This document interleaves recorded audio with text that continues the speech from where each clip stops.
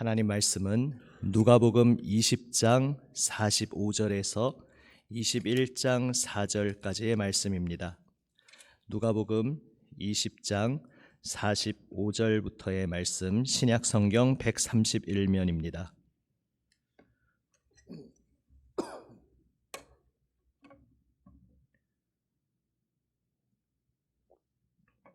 신약 성경 131면 누가복음 20장 45절부터 21장 4절까지 저와 여러분이 한 절씩 번갈아 교독합니다. 제가 먼저 45절을 읽습니다.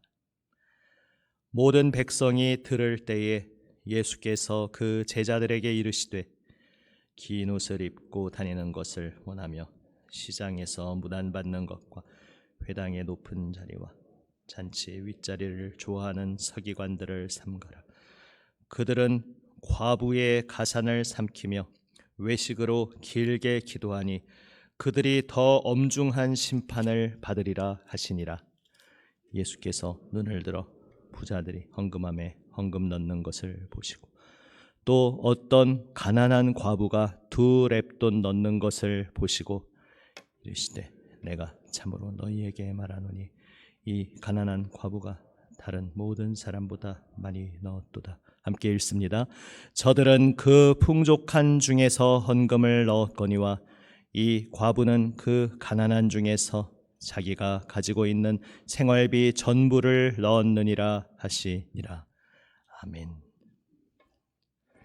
어제 본문에서 다윗이 그리스도를 주님이라 불렀다는 말씀을 예수님께서 하심으로써 그리스도가 그저 한 인간에 불과한 존재가 아니라 다윗이 나의 주님이라고 고백하는 바로 창조주의 권한을 가지신 분이라는 것을 예수님께서 지적하셨음을, 가르쳐 주셨음을 보았습니다. 그것은 역설적으로 이러한 의미로 이어집니다. 그리스도가 그저 한 인간이 아니라 하나님, 창조주가 되시는 존재니까, 그러니까 나를 잘 받들어 모셔라 이렇게 말씀하는 것이 아니라 오히려 역설적으로 그러한 창조주께서 인간으로 오셨다는 것, 이것이 무엇을 의미하는지 깊이 생각해 보라는 예수님의 가르침으로 연결됩니다. 정말로 예수님의 말씀을 허황된 황당한 이야기로 받는 것이 아니라 진실로, 진리로 받아들인다면 이것은 너무나 충격적인 이야기가 아닐 수 없습니다. 하나님께서, 창조주께서, 그래서 다윗이 주님이라고 부를 수밖에 없는 존재가 결국 다윗의 주이신 그분이 다윗의 자손으로 자신을 낮추어서 인간으로 이 땅에 오셨다는 것, 바로 여기에서부터 우리가 지금 하나님과 단절된 이 세상에서 살아가고 있는 이 세상의 가치관을 다 뒤집어 엎어버리는 새로운 세계의 놀라운 가치관이 우리에게 소개되는 것입니다.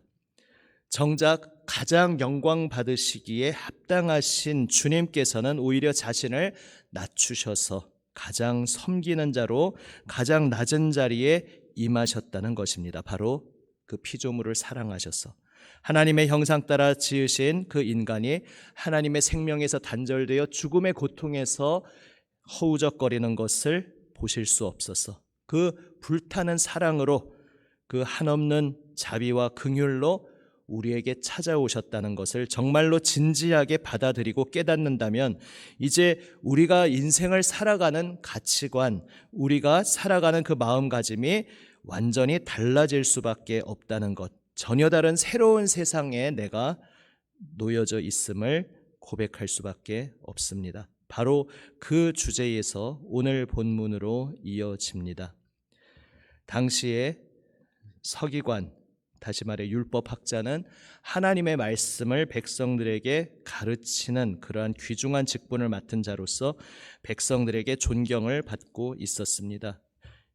이번 주 본문 가운데 계속 말씀드렸듯이 유대 종파 중에 사두개파와 바리새파가 있는데 사두개파는 최상층을 점유하면서 권력과 재물은 모두 독점하여 가지고 있었지만 백성들로부터는 전혀 존경을 받지 못하고 있었습니다.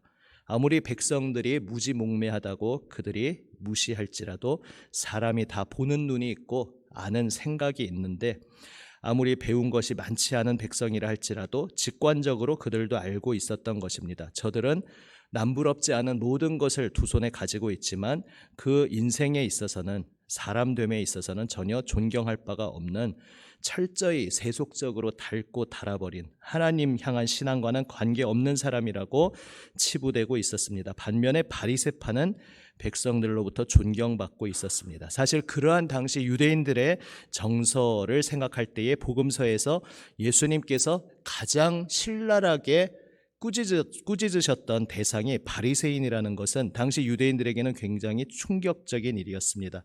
바리새인들은 하나님의 말씀을 철저히 지키고 또 진리의 말씀을 백성들에게 가르친다는 면에서, 또 그들이 일반 서민보다는 어느 정도 재물을 가진, 그래서 중상류층에 해당되지만 자선, 율법의 가장 핵심 중에 하나가 가난한 자를 돕는 것이었으니까 눈으로 볼 때 다른 사람들을 돕기 위한 자선 활동도 많이 하고, 그러니까 백성들의 눈으로 볼 때는 존경할 만한 사람들이었습니다. 실제로 바리새인이라는 그 이름으로 다 도매금으로 넘기기에는 복음서에서도 정말 하나님 보시기에 정직하게 살아가던 바리새인들도 소수가 있었음을 우리는 볼 수 있습니다. 그러나 대다수의 바리새인들은 백성들이 그렇게 존경하는 것과는 달리 그 속내는 하나님 앞에서 전혀 다른 모습이었습니다. 예수님께서는 그것을 아시고 꿰뚫어 보셨기에, 그리고 바리새인의 모습이야말로 사두개인보다 오히려 더 치명적이고 위험한 것일 수 있었기에 누구보다도 바리새인들을 신랄하게 책망하셨습니다. 사랑하셨기에 책망하셨습니다. 그들의 위선은 자기 자신마저도 속이면서 하나님 앞에서 내가 잘 살고 있다고 스스로 자부하고 있었지만, 그러한 모습이야말로 정작 그 영혼이 하나님과 가장 멀리 떨어져 있는, 그래서 자기 자신에게는 도취되어 있고 자기 자신을 섬기고 있지만, 혹은 하나님을 잘 섬긴다고 보여지는, 그렇게 인정되는 자기 자신을 섬기고 있었지만 정말로 하나님을 섬기지는 않는 그러한 모순에 빠진 인생이었습니다. 오늘 본문 말씀에서도 예수님께서는 그 바리새파들이 진출하여서 주로 직분을 행하고 있는 서기관, 율법학자들에 대해서 말씀하십니다. 서기관, 율법학자들은 그 속성상 대부분 바리새파에서 배출되었습니다. 그러니까 바리새파라는 종파와 아울러서 하나의 직업, 직분으로서의 서기관도 백성들로부터 가장 존경받는 선생님의 자리에 있었습니다. 오늘날 기독교계에 빗대어서 말한다면 목사와 가장 비슷한 그러한 느낌의 존재일 것입니다. 그들은 백성으로부터 존경을 받았습니다. 긴 옷을 입고, 그러니까 그 옷차림 복식만 보아도 저분이 서기관이시구나, 이렇게 백성들이 알 수 있을 만한 그러한 눈에 띄는 옷을 입고 사람들로부터 다니면서, 지도자니까, 선생님이니까 마주치는 사람들마다 얼마나 공손하게 인사를 했겠습니까? 그래서 그 자리에서 인사받고 또 회당에서 이 백성들을 다스리는 중요 요직을 맡으면서, 그러니까 사두계층이 최상류층이라 말씀드렸습니다만 산헤드린, 유대 백성을 다스리는 가장 최상층 기관인 산헤드린은 바로 제사장과 서기관들로 이루어져 있었기에 거기에는 사두개파와 바리새파가 서로를 견제하면서 함께 정권을 차지하고 있는 그러한 형국이었습니다. 함께 정권을 차지하고 있지만 사두개파는 돈에 눈이 멀어버린 세속적인 인간이라고 욕을 먹는 데 비해서 바리새인들은 하나님 앞에서 진실하게 살아가는 이들이라고 백성들은 생각하고 있었습니다. 그러나 예수님께서는 그들의 속내를 보고 계셨습니다. 사람의 눈에 보이지 않지만 그 보이지 않는 영혼의 영역에서 그들은 하나님을 섬기고 있는 것이 아니라 자신이 지금 서 있는 자리로부터, 그 자리로 인해서 사람들로부터 인정받고 존경받고 대접받는 거기에 취해 있었다는 것입니다. 회당 그곳에서 백성들이 예배드리는 그 자리에서 그들은 항상 높은 자리를 차지했습니다.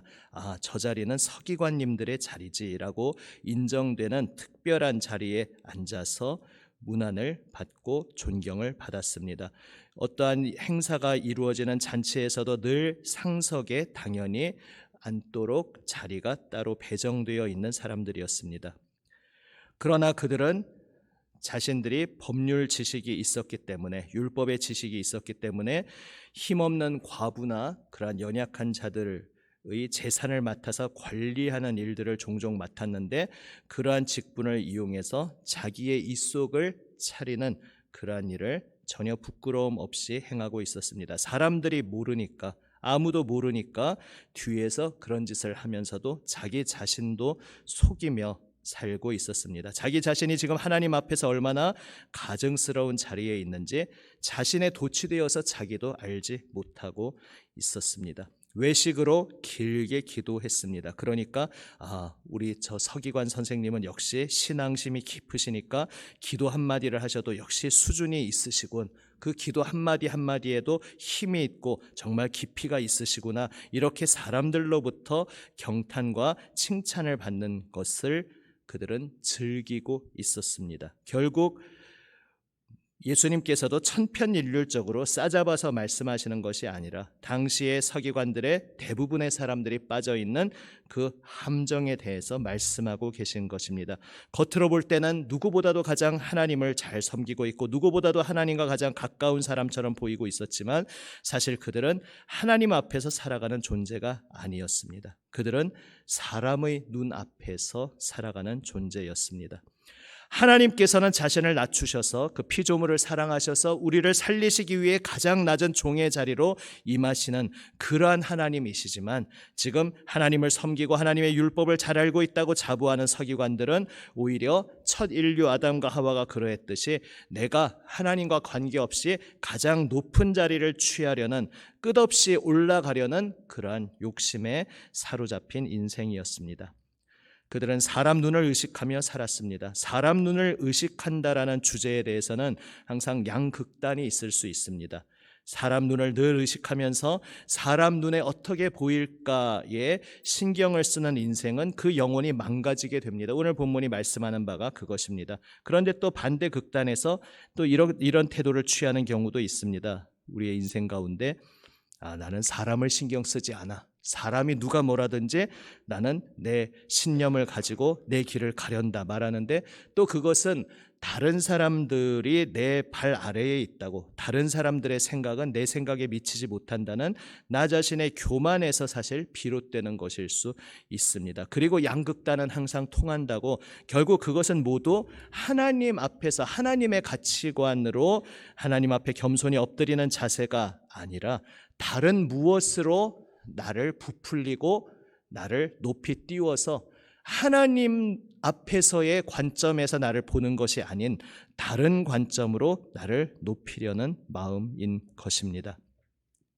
사실 사람과의 관계에서 사람들의 시선을 좋은 의미에서 숙고하고 살피는 것은 참 중요합니다.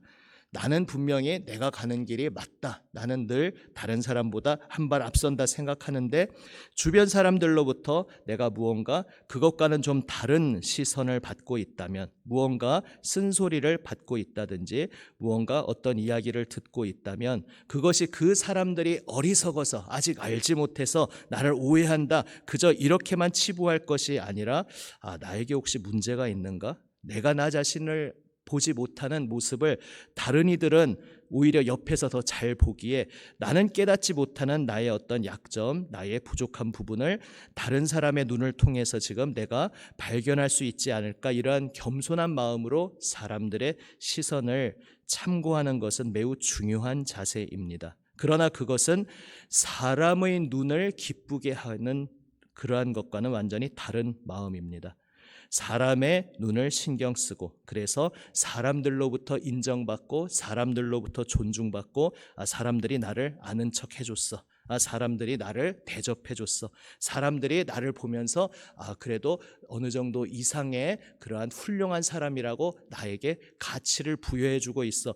여기에 내 영혼의 가치를, 내 영혼의 무게를 두기 시작하면 그것은 영혼이 망가지는 길입니다. 그렇게 사람들의 시선을, 나의 가치를 평가하는 절대 기준으로 어느새 나도 삼으면서 사람들에게 보이지 않는 내 속의 내면은 방치해두고 가꾸지 않고 점점 망가져 가는 것입니다. 사람은 누구든지 자기 마음에 신경 쓰는 바에 모든 것을 쏟아서 행하기 마련입니다.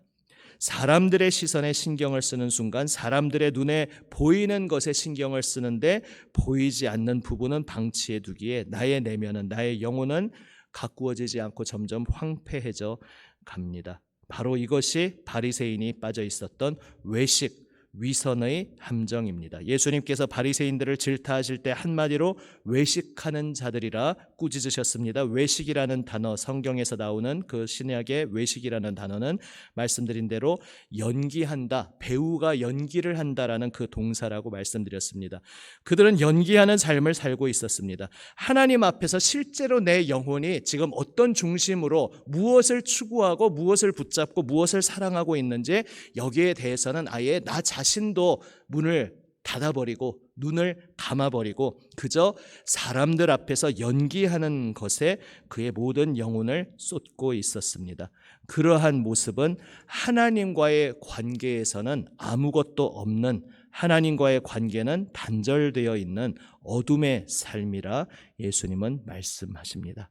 하나님께서 보시는 것은 전혀 다른 관점이었습니다. 그래서 이어지는 21장 본문 한 과부의 헌금 장면을 예수님께서 말씀하시는 것이 매우 중요한 장면입니다. 절대적인 가치로 보자면 많은 부자들이 낸 헌금이 훨씬 큰 액수의 헌금이었습니다. 그러나 주님께서는 한 가난한 과부의 헌금이 가장 많이 넣은 헌금이라 말씀하십니다. 그 과부는 가난한 중에서 자기가 가지고 있는 생활비 전부를 넣었기 때문이었습니다. 물질 있는 곳에, 재물 있는 곳에 자신의 마음이 있다. 일찍이 앞에 본문에서 예수님께서 가르치셨습니다. 그래서 구약 율법에서 하나님께서는 하나님의 백성들에게 11조를 가르치셨습니다. 열의 하나를 드리는 것. 우리는 이제 신약 시대를 살면서 구약 시대의 율법 조문에 문자적으로 얽매여 있지 않다는 것을 고백합니다. 그런데 그것을 오해하는 경우도 있습니다. 실제로 제가 아는 어떤 후배도 이제 우리 교단 아닌 다른 교단의 어떤 신학교에 이제 입학하기 위해서 면접을 하러 갔는데, 물론 제가 그 얘기를 건너 들어서 아마 제가 알고 있는 그 후배의 심성으로 미루어 볼 때 그냥 이런 의미만은 아니었을 것입니다. 아무튼 그 면접에서 대답할 때 11조에 대해 어떻게 생각합니까 하니까 11조는 이제 구약의 율법으로서 신약의 우리에게는 더 이상 아무 의미가 없는 것이라고 대답했다고 합니다. 그것 때문인지 모르겠는데 이제 입학이 거절되었다는 이야기를 들었습니다. 제가 그 후배를 알기에 그는 진지한 고민 가운데 그 얘기를 했다는 것을 이해는 하지만 우리가 정말 그렇게 오해를 하며 살아갈 수가 있습니다. 구약의 율법의 11조의 항목은 구약의 율법의 조문이기에 신약의 백성에게 더 이상 아무 의미가 없는 것이겠습니까? 율법은 항상 신약 백성이 성령으로 거듭나서 행하게 되는 그 높고 고차원적이고 풍성하고 또 그러면서 가장 깊고 가장 낮은 종의 삶을 살아가는 그 모든 총체적인 생명의 삶의 최저선을 가르쳐 준 것이 율법입니다. 그러니까 율법 시대에는 아직 성령의 능력으로 행하는 능력이 우리 사람들에게 없음을 하나님께서 아시기에 정말로 최저선을 주셨습니다. 신약에 와서는 살인하는 자 심판받으리라 하신 율법을 어떻게 해석하십니까? 누군가를 향해 미움을 가지고 그에게 상처를 주는 말을 하는 것이 이미 살인한 것과 똑같아 말씀하십니다. 그것이 신약의 수준, 신약의 기대치인 것입니다. 성령을 받아 거듭난 인생이었기에 기대값도 높아지는 것입니다. 그러나 구약에서는 실제로 문자적으로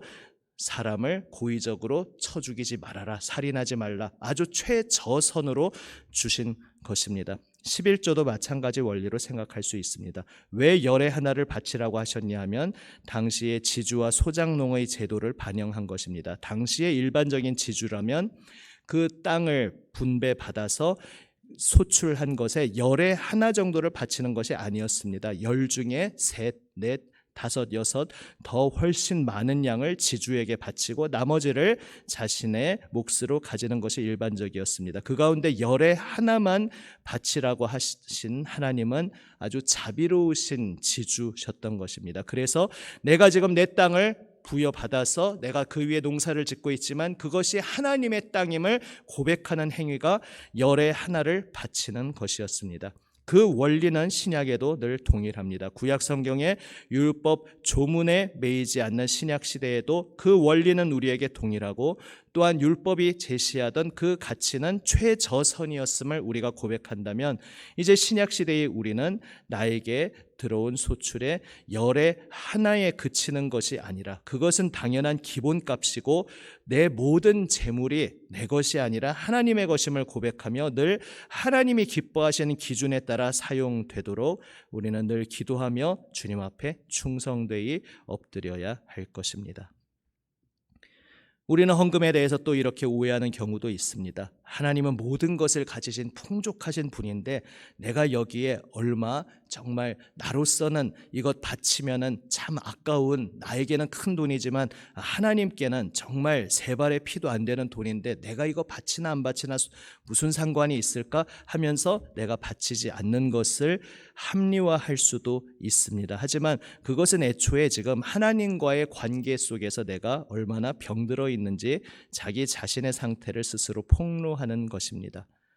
향유 옥합을 가지고 와서 예수님 앞에서 다 깨트려서 부어드렸던 그 여인의 마음에서 우리는 헌금의 본질을 발견하게 되고 단지 헌금뿐만이 아니라 예배의 본질을 알게 됩니다. 그 여인이 향유 옥합 깨트려서 예수님께 부어드린 게 냉정하게 말하자면 예수님께 무슨 도움이 되겠습니까? 그게 예수님께 꼭 필요한 것이겠습니까? 그것 없어도 예수님은 사역하실 수 있고 충분히 살아가실 수 있습니다. 그러나 예수님께서는 그 여인의 헌신을 기뻐 받으셨습니다.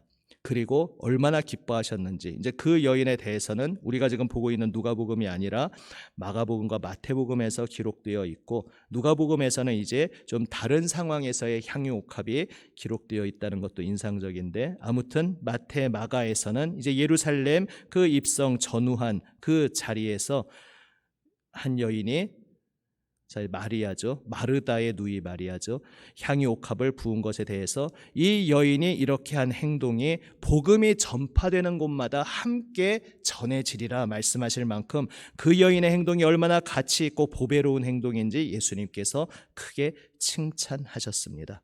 결국 내가 지금 바치는 것이 오늘 이 본문의 과부처럼 동전 2개 이게 성전에나 하나님께나 도대체 무슨 의미가 있을까 이렇게 생각하면서 내가 바치나 안 바치나 그만이다라는 것이 아니라 그 향유옥합을 부어드리는 여인이 무엇을 기대한 것이겠습니까? 그가 그렇게 함으로써 내가 이걸 바치면 예수님이 나를 더 기억해 주시겠지, 예수님이 내 이름을 기억해 주시겠지 이런 기대를 가진 것이 아니었습니다. 예수님으로부터 받은 은혜, 하나님의 사랑이 너무나 커서 나의 모든 마음과 생명과 사랑을 들여서 표현하고 싶은데 그것을 표현할 방법이 무엇일까? 그것밖에 없었던 것입니다. 그 향유옥합은 당시에 감람유와 차원이 다른 것이죠. 감람유, 올리브유는 일반적인 삶에서 사용되는 기름이었습니다. 하지만 향유는 한 여인의 결혼 지참금이라 할 수 있을 만한 인도에서 수입되어 온 아주 고가의 기름이었습니다. 그러니까 오죽하면 옆에서 다른 제자가 보면서 또 어떤 복음서에서는 가룟 유다라고 아예 이름을 지칭하죠. 왜 이런 쓸데없는 낭비를 하냐고, 이것 가지면 얼마나 가난한 사람들을 많이 도울 수 있는데 이걸 깨트려 가지고 하루아침에 한 사람에게 부어버리는 것은 진짜 멍청한 낭비라고 신란할 만큼 그것은 너무나 고가의 기름이었습니다. 그러나 낭비처럼 보일지라도 혹은 정말 아무것도 아닌 2개의 동전, 정말 아무짝에도 별로 보탬이 되지 않는 것 같은 아주 소액의 동전이라도 하나님께서 보시는 것은 완전히 다른 가치관인 것입니다. 내가 하나님을 사랑하기에, 그래서 나의 온 생명과 나의 삶을 들여 하나님을 예배하기 원하고, 그래서 그것을 표현하는 그 손길이라면 그것이 동전 2개가 되어도 그것이 나의 생활비 전부를, 지금 이것밖에 가진 것이 없기에 정말 동전 2개를 바치는 내 손이 정말 부끄럽지만 주님, 저에게 이것이 전부라서 저는 이것을 드립니다. 그렇게 드리는 그 여인, 그 과부 여인의 헌금을 가장 큰 헌금이라고 칭찬하시는 것이 우리 주님의 마음입니다. 정말 쓸데없는 멍청한 낭비처럼 보이는 향유옥합을 부어드린 그러한 행동일지라도 그 여인의 마음, 그것이 바로 진정한 예배의 마음이라고 받아주시는 것이 주님의 마음입니다. 오늘 이 주님의 마음 앞에서 나의 헌금 생활을 한번 돌아보며, 또한 내가 물질을 나의 삶에서 어떠한 기준으로 사용하고 있는지 돌아보며 적용해야겠습니다. 그리고 물질을 사용하는 것에 그치는 것이 아니라 더 나아가서 가장 작은 자의 동전 1잎을 2잎을 가장 크다고 말씀하시는 주님 앞에서 나는 어디에 뿌리를 두고 살아가고 있는가, 우리를 돌아보기 원합니다. 서기관들처럼 사람들로부터 인정받고 사람들로부터 존중받고 대접받는 이것으로 내 가치관을 결정하고자 하는 인생은 너무나 불쌍한 인생입니다. 그것은 내 영혼을 점점 더 텅텅 비게 공허하게 만들 뿐입니다. 그러나 보이지 않지만 살아계시는 하나님, 그 하나님 앞에서 하나님께 나의 모든 생명을 드려, 나의 모든 삶을 드려 헌신하기 원합니다. 주님이 기뻐하시는 길을 걸어가기 원합니다. 저의 온 마음이, 저의 온 삶이, 오늘 하루를 살아가는 저의 모든 입술의 말과 모든 행동이 하나님 앞에서 하나님 기뻐 받으시는 예배의 삶이 되기를 원합니다. 고백하며 주님 앞에 엎드리는 한 인생의 고백을 주님께서는 귀히 바라보시고 기쁘게 받으신다는 사실을 우리 모두가 함께 기억하기를 원합니다. 그 주님 앞에 나의 모든 생명을 들여 오늘도 경배하며 엎드리는 복된 삶을 살아가시기를 주님의 이름으로 축복합니다. 기도하시겠습니다. 아버지 하나님, 여러 가지 핑계를 대면서 결국은 재물 있는 곳에 나의 마음이 있음을 스스로 폭로하는 우리 어리석은 옛사람의 모습을 아십니다.